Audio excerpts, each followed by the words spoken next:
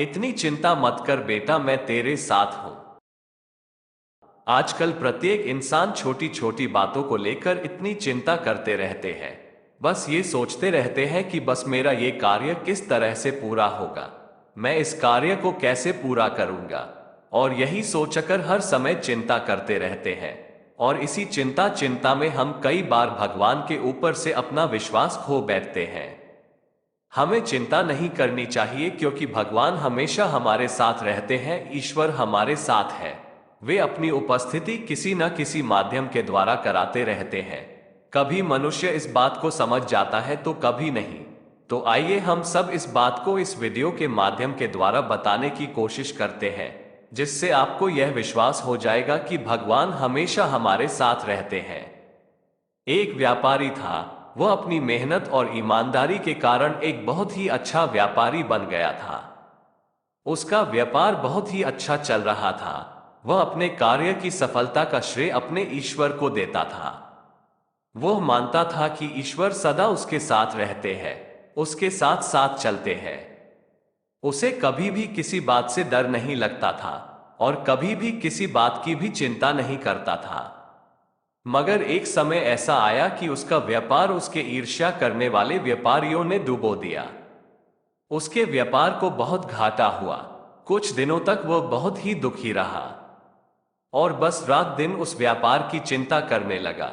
उसका किसी काम में मन नहीं लगता था और व्यापार में इतना घाटा होने के कारण इस बीच वह अपने ईश्वर को भी भूल गया। उसे अपने पास भगवान के होने का भी एहसास नहीं होता था। इससे वो यह मानने लगा था कि बुरे वक्त में भगवान भी मेरा साथ छोड़ गए। अब उसे एकदम से अकेलापन महसूस हो रहा था और रात दिन बहुत परेशान रहने लगा। लेकिन फिर भी अब धीरे धीरे कुछ दिन उसके बीतने लगे। उसने फिर अपने आप को संभाला और मेहनत करता गया। मेहनत करने के साथ साथ वह अब सतर्कता के साथ व्यापार करता रहा, ताकि अब कोई दूसरा उसके व्यापार को बर्बाद ना कर सके। धीरे धीरे व्यापार में पहले से भी ज्यादा उन्नति हो गया। व्यापार की उन्नति होते ही अब वो फिर से अपने ईश्वर को महसूस करने लगा था। उसे लगने लगा कि ईश्वर फिर से उसके साथ है और उसी रात उसके स्वप्न में ईश्वर आए, मगर वह अपने ईश्वर से रूठा हुआ था।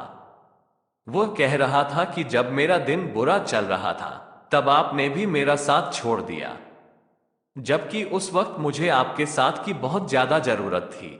इतना कहते ही ईश्वर उस पर हंस पड़े और ईश्वर ने उसे जवाब दिया, बेटा, जब तुम्हारे अच्छे दिन चल रहे होते थे तब मैं तुम्हारे साथ साथ चल रहा था, मगर क्या तुम्हें पता है, जब तुम्हारे बुरे दिन चल रहे थे तो मैं बुरे दिनों में तुम्हारे अंदर विराजमान था, ताकि मैं तुम्हें तुम्हारी मुसीबतों से बाहर निकाल सकूं, तुम्हारे अंदर फिर से उस शक्ति का संचार कर सकूं, ताकि तुम अपना धैर्य को बनाए रखो।